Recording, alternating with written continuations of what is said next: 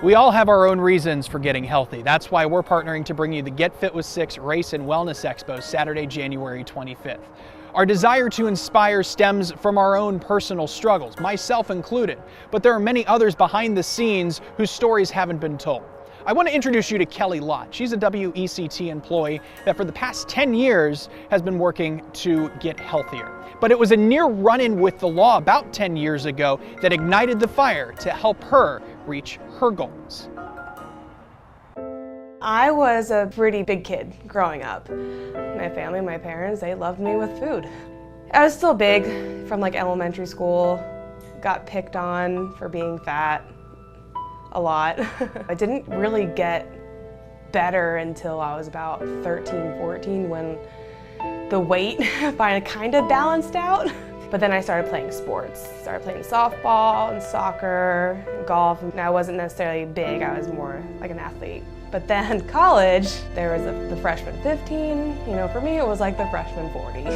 It was right after actually I graduated from college in 2011. That was my heaviest. I was probably about a little over 200 pounds. I knew that I was unhealthy. I knew that I needed to do something to change something. It was the first Saturday of September of 2011. It was a coworker of mine's wedding, and me and one of my coworkers, we were chatting, and I was talking to her about my battles and stuff with being overweight.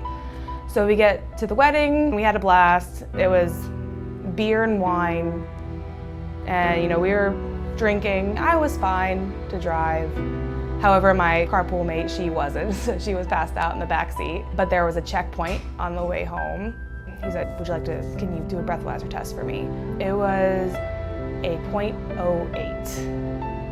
He didn't even tell me what it was. He just told me to get out of the car.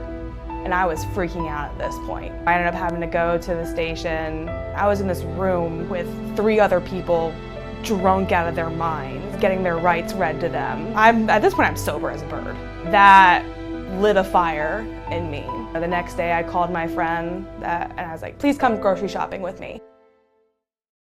You know, the first month I didn't even step into a gym. I watched no fast food, no soda, no sweet tea, cooked all my meals, and I lost 10 pounds within the first month. No fad diet, just eating whole foods, eating right. Every week I was weighing myself. That first month, every week I was stepping on the scale and it was like 2 pounds lost, 2 pounds lost, 2 pounds lost. And that was just getting me more motivated to keep doing it. I may be smaller and the smallest I'd ever been, but my confidence was not great still. I needed the confidence, and like CrossFit and weightlifting did that for me.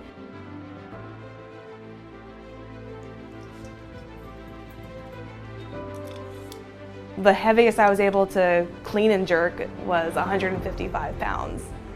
You know, that's around a little less than my body weight. And it's cool to say that. You know, I can back squat 265. Like, it's cool, and it just gives you that much confidence, not just at the gym, but in real life.